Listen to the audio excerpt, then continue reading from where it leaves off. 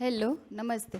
હા, હું આજે એવા અમર પાત્રની વાત કરવાની છું જેને આખી દુનિયા ઓળખે છે, જેમને આપણે જન્મ જન્મની દાસી અને પ્રેમ દીવાની જેવા ઉપનામથી જાણીએ છીએ, જેમનું પદોમાં ખૂબ જ યોગદાન રહેલું છે. હું જે ભજન ગાઉં ને તે પણ તેમને જ ગાયેલું છે.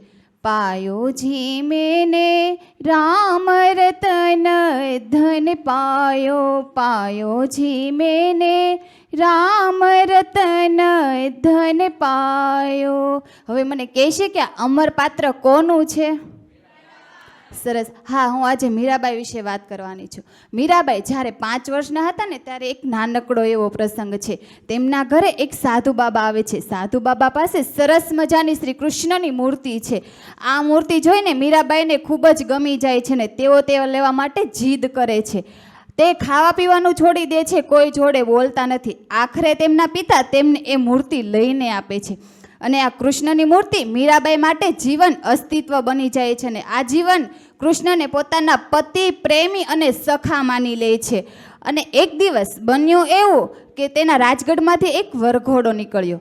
તે વરઘોડો જોઈને મીરાબાઈ તેમની માતાને સવાલ કરે છે કે માં, મારો પતિ કેવો હશે? ત્યારે તેમની માતા તેમને મજાક જવાબ આપે છે, તારે તો પહેલેથી જ શ્રી કૃષ્ણ તારા પતિ છે ને.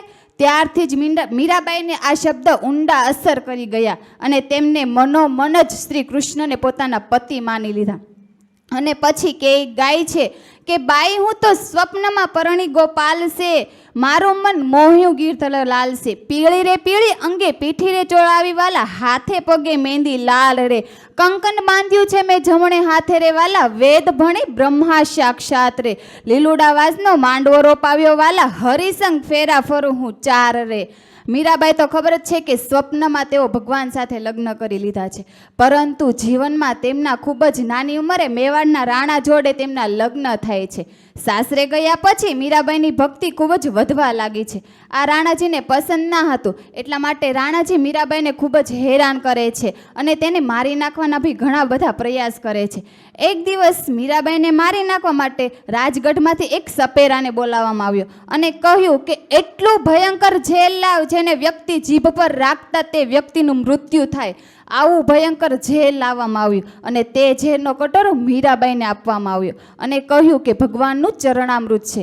મીરાબાઈ તે કટોરો લઈ લે છે, શ્રી કૃષ્ણના ચરણોમાં અર્પણ કરે છે ને પછી તે પી જાય છે. ત્યારે તે ઝેર અમૃત બની જાય છે. થોડી વાર થઈને તે રાણાજી પાછા જોવા આવ્યા. તેને થયું કે મીરા હવે મરી ગઈ, પરંતુ મીરાબાઈ ભજન કરે છે. ત્યારે રાણાજીને ખૂબ જ ગુસ્સો આવે છે અને ત્યારે તે સપેરાને પાછો બોલાવે છે અને કહે છે કે શું તું આ નકલી ઝેર લાવ્યો હતો? ત્યારે પેલો સપેરો કહે છે કે ના, ક્યાં છે તે ખાલી કટોરો? તે ખાલી કટોરો પાછો સપેરાને આપ્યો. સપેરાએ તેમાં દૂધ નાખીને ત્યાં જ રહેલા એક કૂતરાને પાયું. તે કૂતરો બીજી વાર જીભ ના લગાવી શક્યો, ત્યાં જ તેમનું મૃત્યુ થયું. આટલું ભયંકર ઝેર હતું. તો હવે રાણા વિચારે છે કે જો કૂતરો મરી ગયો તો મીરાને કેમ કાંઈ ન થયું? કહેવાય છે ને વાલા, રામ રાખે તેને કોણ ચાખે.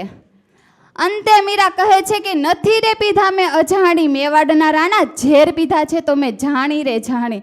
મિત્રો, આ પ્રસંગ આપણા જીવનમાં ખૂબ જ સરસ શીખવાડી જાય છે કે જો જીવનમાં તમારે આગળ વધવું હશે ને તો અડચણ પણ આવશે ને ઠોકરો પણ વાગશે, પરંતુ જો તમારા વિચારો શુદ્ધ હશે અને ભગવાન ઉપર ભરોસો હશે ને એ તમને ક્યારેય નિષ્ફળ નહીં જવા દે. મીરાબાઈ ઉપર ઘણો ખરાબ સમય આવ્યો હતો, ઘણી મુશ્કેલી આવ્યો હતી, પરંતુ તેમની શ્રદ્ધા અને તેમનો વિશ્વાસ શ્રી કૃષ્ણ ઉપર અડગ હતો. એટલા માટે જ હજુ આપણે તેમને યાદ કરીએ છીએ ને હંમેશા યાદ કરતા રહીશું. મીરાબાઈ વિશે જેટલી વાતો કરું ને એટલી ઓછી છે, પરંતુ અંતે એટલું ચોક્કસ કહીશ કે કંચન આગમાં તપીને જેમ વધુ નિખરે છે, કંચન આગમાં તપીને જેમ વધુ નિખરે છે, તેમ સંતો પણ સંઘર્ષ અને ઠોકરો ખાઈને જ ખીલે છે, તેમ સંતો પણ સંઘર્ષ અને ઠોકરો ખાઈને જ ખીલે છે. અસ્તુ. જય શ્રી કૃષ્ણ.